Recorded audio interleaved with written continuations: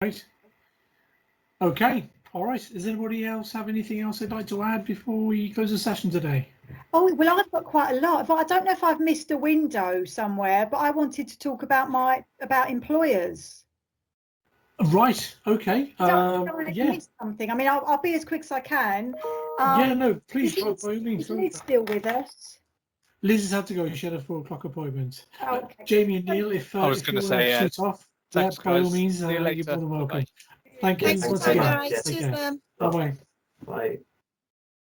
Okay, so a couple of things. Sorry, I might have misunderstood. No, sorry, Jay. Yeah, no, go for it. So a couple of questions I do have is around, oh goodness, I've written them down. Where have I written them? Okay, before I go on to those questions, Charlotte will be on and Charlotte will know the questions that I want to ask.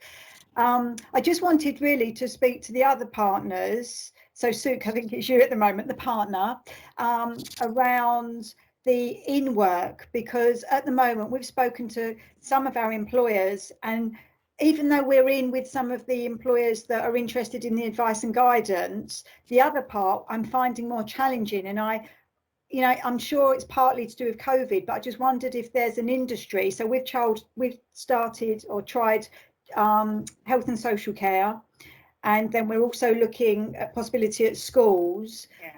But I just wondered if there was any other industries that, me, Georgina and Charlotte haven't quite thought of that the right time have found.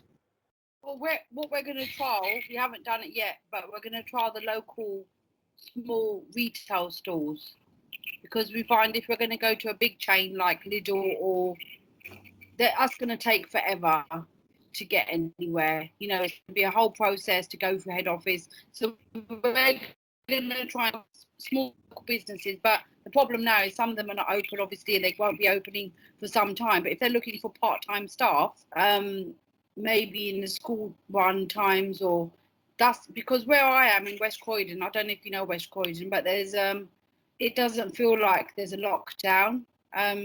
There's so many like international shops, I suppose, fruit and veg, and I know that one of my previous learners worked there part-time. She's on the contract now, so she's not working now, which is a shame. But it's a massive shop, and basically they take people that would be willing to work flexible hours.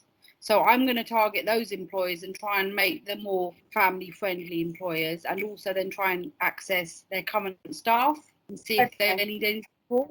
So you're in Bromley, aren't you, more, Jane? Yeah, that's right. So one of our strategies is the employers that we can sort of get in with that are saying, oh, we're welcome, we are a flexible, friendly employer, or they're trying to be, but they're not, and we can help them with that part. Once we're in, we can then find their existing employees and say, oh, can we provide digital skills? If we upskill them, they'll be more productive. Yeah. So that's exactly the same approach. So for us, like what I said earlier about the ESOL and English, even though that's not part of the program, it's still supporting. So we can say to employers, employees that, look, there's training available. People don't realise that there's free training available for them when they're working. Sometimes, there's access like CalAT and Strive Training in Croydon. They're offering courses for people that are working, and people don't know that they can access it. What about getting into buy-in, isn't kind it? Of one thing that I would suggest is maybe talk to the employer partnerships manager at local job centres, because they will obviously have a massive network of employers, and those employers will actually be used to receiving stuff from that person, so they'll be kind of like a trusted person, won't they? So so that could definitely be a good route that you're saying, because they will be used to that sort of approach. So I mean, you all are no doubt familiar with your local job centres and the representatives there, so definitely I think that is one route to have a look at. Obviously maybe coming together, the three partners could do some like group presentations to local Chamber of Commerce and business networking clubs and that sort of thing.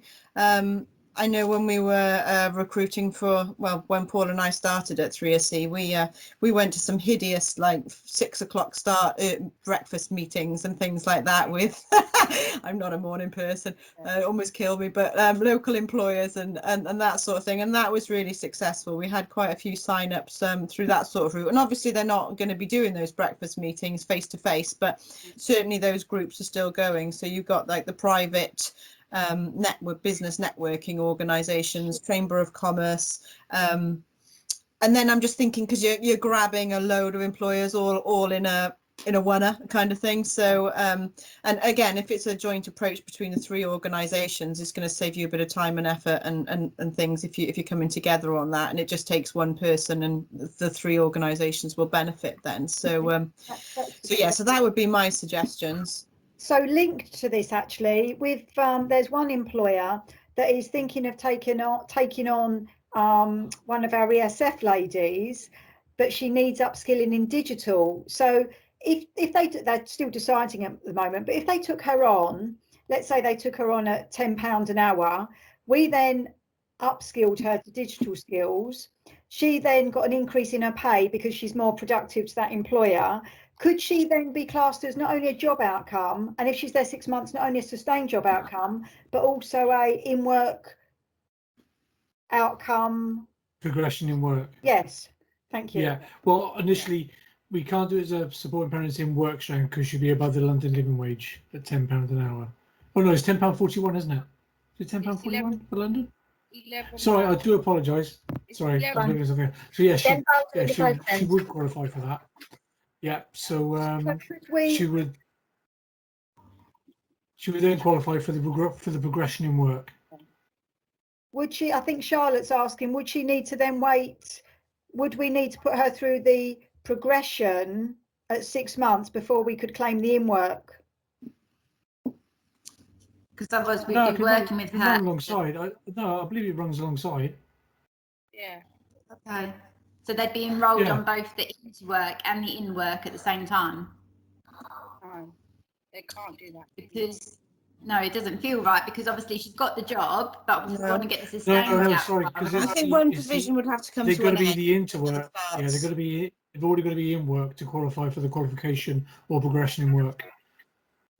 Which they would be, so we'd help them on the into work, into a job, but because we want to get our sustained, presumably we have to wait so you wait until 6 months and then take them on and then see the progression there. It's a question I don't have the answer to. It's a very good one. I'd like to take that back to GLA. So for you. The only thing I would say is about the job centre employer partnership teams. I'll be honest with you, in this lockdown, I've had hardly anything from the job centre. We've sent numerous emails. The only job centre I've had any interaction with is a lady at the Mitcham Job Centre who's been referring to our youth contract. Yeah. And even though everything's gone out to Croydon, there's nothing. It's just like everybody's working from home, but either they've all gone deaf and blind, sorry to say, and we don't get anything. So I'm not holding my breath on that. If we were in normal times, yes. Well, I think communication in job centres is absolutely appalling at the best of times, isn't it? And and I think the key to it really is having a named contact. And, you know, once you get that named contact, really kind of tapping that person up, and that person might not be the right person to talk to, but the chances are they are going to know who the right person to talk to and be able to give those details across. Generic communication in job centres is dreadful, and we know that ourselves from, you know, when you're looking for referrals from the job centre and you never get what you've been told that you're going to get. So but really it's tapping up those personal connections within job centres to keep hammering away at it. But I mean that they should be a mind of information. Those employer partnership people should be a real resource, but it's just a matter of persistence to keep going until you get through and you get some correspondence with someone. I think the schools is a good one, Jane, as you probably know already, because so many staff in the schools that may work as a midday supervisor, they aspire to moving on. So they may have even had, so I found a lot of the ladies I've supported over the years, they've got teaching assistant qualifications already, but they couldn't get a job as a TA, so they got a job as a midday supervisor, and then they've just stayed in that position. So for them to improve their hours and then become the TA, because now they're in the classroom. So, you know, schools are clever. They try to utilise one person to do everything. So they are a TA, but their job description says midday supervisor, only work 3 hours a qualification. Childcare, as you know, a lot of them have childcare. The ladies have childcare qualifications. So if we can tap into the schools, I mean, we can all work on that. Liz can do it in her area. You're in your area. So we can work on a plan for that. Okay. And Super, I'm just thinking, I've been on a little roadshow with the job centres trying to get in with their team meetings. So I can do an intro to some of the people that I've managed to hustle in on the team meetings. They don't give you long. I think I had 2.5 minutes at the last one. No. And half of that, I was answering the question why I wear a bloody hat. And then I thought, I haven't even talked about my programme. But I can send you over the details on that. And the other question that me and Charlotte had, it was to do with the initial assessments, wasn't it, Charlotte?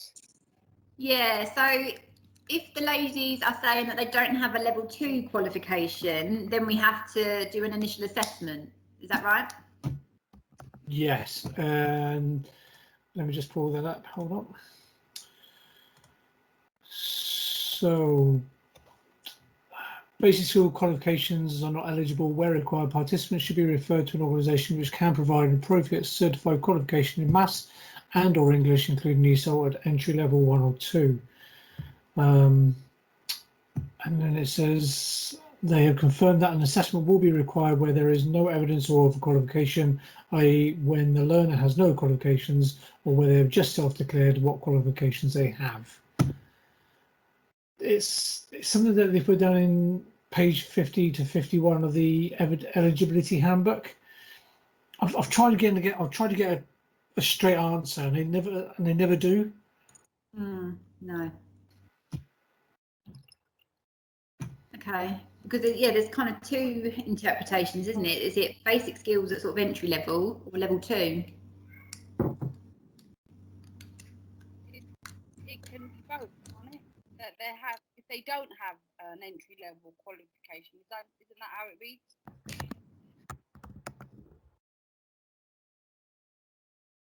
I'll send you over, Charlotte, what I got from GLA that I sent over to the right time as well, and then happy to continue discussions on it, because I think I'm going to go back to GLA and just they haven't really given me the right answer. So I'll send what I got, and then we'll take it from there. Okay. And then, so just the second question was, so what initial assessment do you use? I think it's. I mean, we haven't got a basis or a template for it. I've got one. I can send you, Charlotte. Thank you. Can you say that again, sir? I've said I've got basic literacy numeracy assessments we use. Right. Can grade you from entry up to level 1. It's just a basic one. You've probably seen it before, but I'll send you the template with the logos for 3SC on there and the answers as well. We could definitely, Paul, we could post that in the resource library. Yes. Yeah. Can you send a copy to me as well, then, Sir? Because, like I say, the initial assessment isn't something that was given to us by GLA. It's something that's obviously taken upon by each delivery partner. Yeah. So if you've got that, we can share that, and then we've got it there as a template. Okay, lovely. Thank you. That's good. That's my one entry to the resource centre, the resource part. I'm so happy. Thanks, Charlotte. Chris Murray will be pleased. Yeah, brilliant. Thank Great. you. No worries. We run slightly over, but it doesn't really matter. I didn't have anything else booked in. It's just really good to have a chat, and obviously gives you a chance to ask questions like this. But I mean, just as a final thing, is there anything last-minute things of any other business you want to talk about? Will there be any follow-up actions or meetings from this? Or Yeah, Dave Okay. has kindly been taking notes from this session, and obviously we've got a recording of it as well. brilliant. So anyone that likes a recording, we can send that over so you can play that to the rest of the team. Yeah. We'll get the notes out, we'll get the actions and the questions put in, and then I will come back with the responses to those. What I will do is obviously look at dates for the next bi-monthly session. This was supposed to take place last week, but obviously due to timings. So the next one will be probably towards the end of April, but we'll get a date confirmed for that for you. Is that okay? That'd be really useful. And just one last point, in terms of the speakers, I wondered if we would be able to get a speaker to come in to talk about LGBT, because even though our focus is to talk about flexibility with the employers, as far as I'm concerned, flexibility is just part of the bigger inclusion Of course it is. discussion. Yeah. So I think if we can put in something around the LGBT, then that would be good too. Okay, all right. Right. Well, listen, Yeah. I'll put it some. I'll put it like a not multiple choice, but ready for the next one. Is there something in particular that we want to have a speaker on? If it's the LBGT, absolutely, we'll get one on that. But if it's the menopause, do we want to have a speaker about that first? So let's get in priority of order, which we think is the one we want to speak about next, and then we'll go the majority vote and we'll get one set up. That's great. And then, sorry, one last question. I promise that's it. I haven't done any promo about this project across LinkedIn yet, because I just think, you need to let things bed in and know what you're doing first. So are you happy if I did put something on LinkedIn? And obviously, what are the rules in terms of, I'd say that I'm working with 3SC. Do I need to put on the other partners? Do I need to put on the Mayor of London? Do I need to, or can I just say we're working on this lovely project with 3SC? I think for social media posts, I think social media posts, from my personal perspective, the more information, the better. It obviously promotes, every department and who you're working with. Just in terms of marketing material that actually physically gets printed off or emailed over, you just got to make sure we're within the guidelines of using the correct ESF logos and the size and placement, etc., and things like that, and that's obviously got to be approved. But in terms of social media, Kath, I don't really think there's any stipulations as such, is there? No. I'm I don't think we need to worry too much about social media. Obviously, any leaflets, posters, that sort of stuff, all has to have the ESF branding. So if, for example, you were putting a post on LinkedIn that then sort of had a flyer about the program on it, we'd have to make sure that the flyer met the branding guidelines. Yeah. But in terms of the actual post, I think you can obviously not say whatever. But and obviously, if you're trying to, it's good to copy people in and copy organisations in, because then you're going to get a greater reach and a greater number of people looking at that. So I'd aim to be as inclusive as possible, just to reap the benefits of using those people's networks to promote it as well. But yeah, in terms of branding guidelines for social media, there aren't really any. Okay, cool. That's great. Thank you. Brilliant. Cool. Lovely to see you all. Thank you very much for coming today. I know a lot of people had to shoot off already because of the day, but it's the first one done, and we look forward to the next one, and we'll get the follow-up notes and everything sent out to you. Great. That's really useful. Thanks, then. See you later. Bye. Bye. Bye. Bye, everyone. Bye-bye. Bye.